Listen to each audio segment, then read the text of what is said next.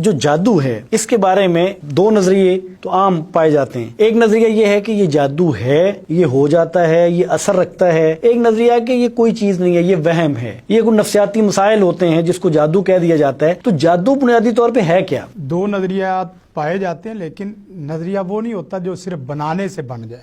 اصل حقیقت وہی ہے جسے قرآن و سنت ڈسکس کرے اور قرآن و سنت ثابت کر دے. اور قرآن مجید میں اگر دیکھا جائے تو قرآن مجید نے نہ صرف واضح الفاظ میں بیان کیا ہے، فرمایا وَلَٰكِنَّ الشَّيَاطِينَ كَفَرُوا يُعَلِّمُونَ النَّاسَ السِّحْرَ، شیاطین جادو سکھاتے تھے. قرآن مجید کی دوسری آیت ہے یُخَيَّلُ إِلَيْهِ مِنْ سِحْرِهِمْ أَنَّهَا تَسْعَىٰ، کہ وہ جادو کے ذریعے تخیل اور جادو کے ذریعے یہ معاملات کی تبدیلی کر دیتے تھے. اور قرآن مجید کی اگر تیسری آیت دیکھی جائے تو فرمایا سَحَرُوا أَعْيُنَ النَّاسِ، کہ انہوں نے جادو کے ذریعے لوگوں کی آنکھوں کے اوپر اثرات کر دیے. اور پھر قرآن مجید کی ایک چوتھی آیت کو دیکھا جائے تو وَمِن شَرِّ النَّفَّاثَاتِ فِي الْعُقَدِ، امام بخاری سے لے کے نیچے تک اکثر محدثین اور مفسرین ان کی رائے یہی ہے کہ یہ النفاثات پھونکے مارنے والیوں کے شر سے جو پناہ مانگی گئی ہے، مراد اس سے جادوگرنی ہے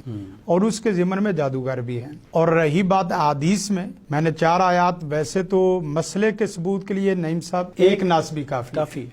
حدیث میں نبی رحمت صلی اللہ علیہ وسلم نے فرمایا اجتنبوا السبع الموبقات الشرک باللہ والسحر، 7 ہلاکت والی چیزوں سے بچو، ان میں سے پہلی شرک اور شرک کے متصل بعد سحر جادو ہے. اور دوسری حدیث یہ بھی بخاری کی، فرمایا کہ سُحِرَ النبی صلی اللہ علیہ وسلم. اگرچہ لوگ اس میں بھی اختلاف کرتے ہیں، معنی جو بھی کریں، لیکن بخاری کے لفظ پیش کر رہا ہوں. مسئلے میں اختلاف ہو سکتا ہے کہ جادو کیا گیا نبی کائنات صلی اللہ علیہ وسلم کو. اگرچہ بعض لوگ مہذب معنی کرتے ہیں کہ جادو ہوا نہیں، جادو سے گزارا گیا ہے، برکیف لفظ پیش کرنے مقصود. تیسری حدیث میں اگر دیکھا جائے تو نبی رحمت صلی اللہ علیہ وسلم نے فرمایا من اتا کاہنا فصدقہ بما یقول فقد کفر بما انزل علی محمد صلی اللہ علیہ وسلم. جو آدمی کسی جادوگر کے پاس آتا ہے اور اس کی باتوں کی تصدیق کرتا ہے، گویا کہ اس نے نبی محمد صلی اللہ علیہ وسلم پر نازل ہونے والی شریعت کا انکار کیا، کفر کیا. اور چوتھی روایت من اتا عرافا، کوئی کسی کاہن کے پاس آئے، فسالہ، پھر اس سے کوئی سوال کرے، انشین، کسی بھی مسئلے میں، مثلا کوئی کہے میری فال نکال دو، کوئی کہے میرا استخارہ کر دو، کوئی کہے میرا حساب لگا دو، کوئی کہے میرا جائزہ لے لو، یہ مختلف الفاظ ہیں. پھر آگے فرمایا کہ فصل عن شیء لم تقبل له صلاۃ 40 لیلہ، اس کی 40 دن نماز ہی قبول نہیں ہوتی. حدیث میں بھی دیکھا جائے. پھر اس کے بعد آپ تاریخ میں چلے جائیں. تاریخ میں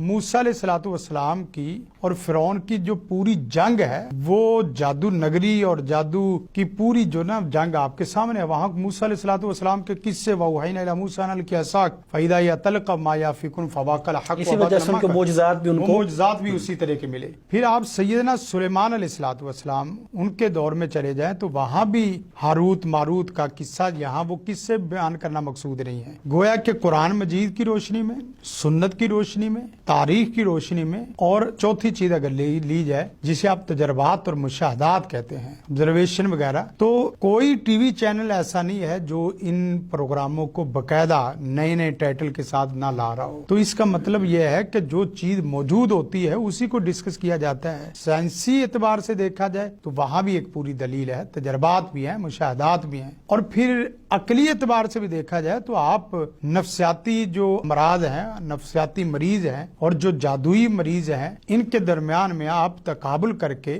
2 قسم کے ماہر لوگ جو نفسیات کے ماہر ہیں، جادوگری جو جادو کے ماہر ہیں، جادو کے علاج میں، ان لوگوں کو آپ بٹھائیں تو واضح طور پہ بتا سکتے ہیں کہ یہ مسئلہ نفسیاتی نہیں ہے، میڈیکلی نہیں ہے، یہ جادوئی مسئلہ ہے. رہا مسئلہ یہ کہ جو کہتے ہیں توہم ہے، تخیل ہے، یہ خیالات کی دنیا ہے. خیالات بھائی اس کا فزیکلی اثرات تو نہیں اس طرح مرتب ہوتے. مثلا کسی کے جسم میں اس طرح کٹ لگ جانے اور اس کا جسم خون سے بھر جائے، اور اسی طرح اس کے گھر میں باقاعدہ فزیکلی حصی طور پہ کوئی ہنڈیا ہے، کوئی گوشت کے ٹکڑے ہیں، تو کپڑے کٹ جائیں بھائی خون کے چھینٹے. ہمارے خیال کا تعلق تو دماغ سے ہے، خیال کا تعلق اس طرح وجود سے تو نہیں ہے.